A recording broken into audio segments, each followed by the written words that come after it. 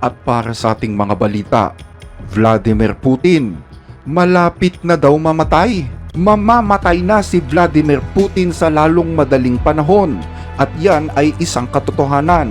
Yan ang matapang na sinabi ni Volodymyr Zelensky kahapon araw ng Biyernes. Depende yan sa edad niya.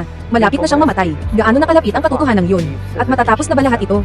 Bagaman wala siyang ipinakitang ebidensya para patunayan ang kanyang mga sinabi, posibleng hindi ito kasing tapang na gaya ng iniisip ng iba.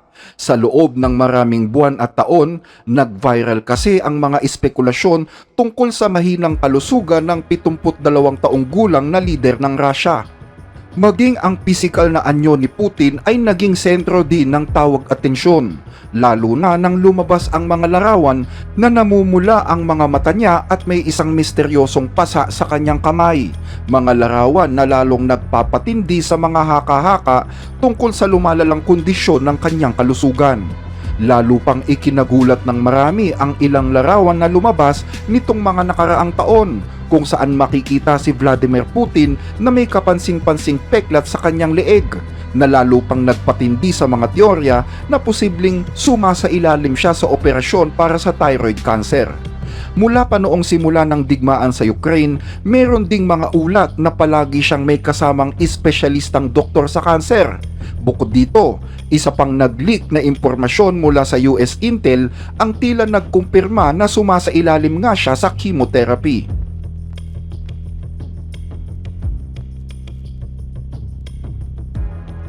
May iba pang indikasyon ng posibleng mahinang kalusugan ng Pangulo, tulad ng mga pagkakataon na nakita siyang hindi matatag, nanginginig ang mga binti, mahigpit na nakahawak sa mesa at madalas na pagtapik sa kanyang mga paa.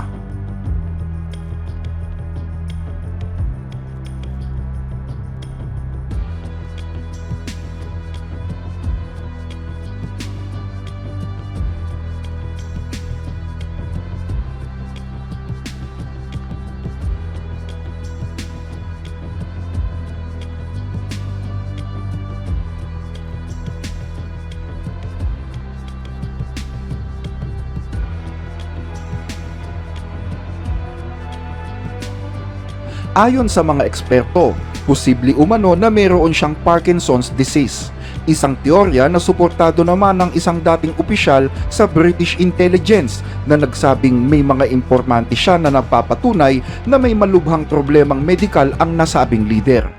Noong 2022, pinabulaanan ng Kremlin ang isang kumakalat na tsismis na si Putin ay nadula sa hagdan at hindi sinasadyang madumi sa kanyang sarili, na sinasabing gawa daw ng kanser na nakaapekto sa kanyang tiyan at bituka. Sa kabila nito, patuloy pa rin na iginigiit ng Moscow na nasa mabuting kalusugan nga si Putin. Yan ay habang sinusubukan ni Putin na panatilihin ang kanyang matatag at makapangyarihang imahe kahit kapansin-pansin na ang kanyang pagtanda at tila sakiting itsura. Noong Oktubre, napilitan ang Moscow na maglabas ng statement na itinatangging may problema sa kalusugan si Putin, kahit inamin na niya na sumasailalim siya sa regular check-up sa isang kilalang ospital sa Moscow. Sa isang televised session kasama ng kanyang health minister na si Mikhail Murashko, kung saan hinihikayat ni Putin ang publiko na magpabakuna sa trangkaso, inamin ni Putin na sumasailalim nga siya sa regular check-up sa isang kilalang ospital. Dahil sa pahayag na ito, agad na lumutang ang mga espekulasyon tungkol sa kanyang kalagayang medikal, na kaagad namang pinabulaanan ng kanyang mga tauhan. Ayon sa state news agency na TASS, wala nga daw problema sa kalusugan si Putin at nilinaw na ang kanyang pagbisita sa Kremlin Clinic ay para lamang sa mga normal check-up, isang bagay na kinumpirma din ng kanyang spokesperson na si Dmitry Peskov. Pero pagsapit ng November, lumabas ang isang footage na nagpapakita ng hindi mapigilang panginginig ng mga binti ni Vladimir Putin habang siya ay nasa isang public event, kasabay ng lumalakas na espekulasyon na mayroon siyang Parkinson's disease. Только после его испытания. Мы же дотерпели до того момента, когда мы провели это испытание и, по сути, если по-честному сказать, увидели результат. После этого сказали, ну куда? Это тот случай, когда суета неуместна. Habang nagbibigay siya ng isang oras na talumpati sa Astana, Kazakhstan, kapansin-pansin din ang hindi mapigilang paggalaw ng kanyang mga paa. Sa video, nagsimula ang panginginig sa kanyang kaliwang paa bago kumalat sa magkabilang binti. Sinubukan pa niyang ayusin ang kanyang tindig pero patuloy siyang napaatras habang gumagalaw pa rin ang kanyang mga binti. Noong nakaraang taon, sinabi naman ng dating pinuno ng MI6 na si Sir Richard Dearlove na malaki ang posibilidad na may Parkinson's disease si Vladimir Putin. Si Sir Richard na nagsilbing pinuno ng British Secret Intelligence Service nang maupo si Putin sa kapangyarihan noong 2000 ay nagsabi sa pahayagang LBC na ayon sa kanyang mga informante, naniniwala silang may iniindang sakit nga ang Pangulo ng Russia, isang kondisyon na maaaring makaepekto sa kanyang kalusugan at lifespan. Dagdag pa ni Sir Richard, posible na dahil sa paranoia na isa sa mga sintomas ng Parkinson's disease kung bakit ipinatumba ni Putin ang kanyang matinding kritiko na si Alexei Navalny. Ayon kay Dearlove, Ang Parkinson's ay may iba't ibang anyo, antas, at tindi. Pero kung ang isang tao ay paranoid, at sa tingin ko, ang pagpatay kay Navalny ay maaaring senyales ng paranoia, ito ay isa sa mga sintomas. noong May 2022, lumabas ang mga nag-leak na messages mula sa isang opisyal ng FSB na nagsasabi na posibleng hindi nalalampas sa 2 o 3 taon ang natitirang buhay ni Vladimir Putin. Ang statement na ito ay bahagi ng isang sikreto na ibinunyag ng isang Russian agent sa isang tumakas na FSB agent na si Boris Karpyshkov.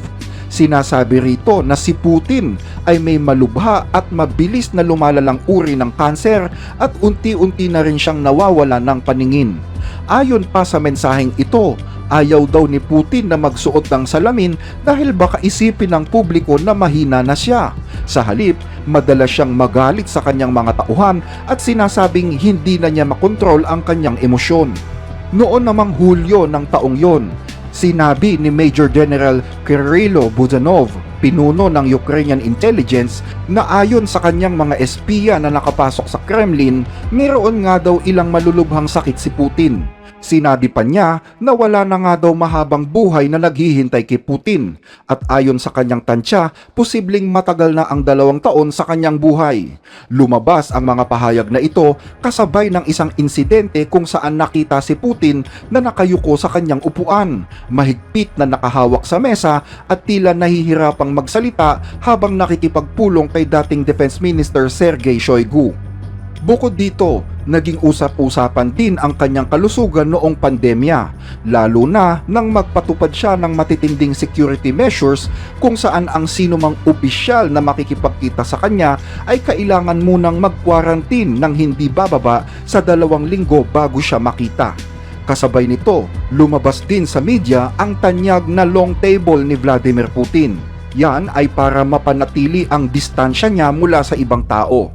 May mga ulat na madalas siyang inuubo at minsan ay hindi niya makontrol ang paggalaw ng kanyang mga kamay at paa. Ilang beses din siyang nakita na hirap maglakad. Ayon sa isang ulat, palagi siyang may kasamang doktor na espesyalista sa kanser sa kanyang mga biyahe.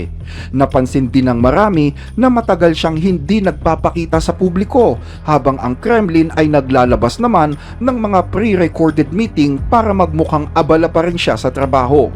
Noong Oktubre ng nakaraang taon, isang ulat mula sa Telegram channel na General SVR ang nagsabing inatake daw sa puso si Vladimir Putin. There are reports Russia's President Vladimir Putin has suffered a cardiac arrest. Vladimir Putin may have suffered a heart attack. The suspected cardiac arrest. Ayon sa nasabing channel, si Putin ay mayroon nga daw mga kadobol na pumapalit sa kanya sa mga public appearance, kabilang ang kanyang mga pagbisita sa ibang bansa.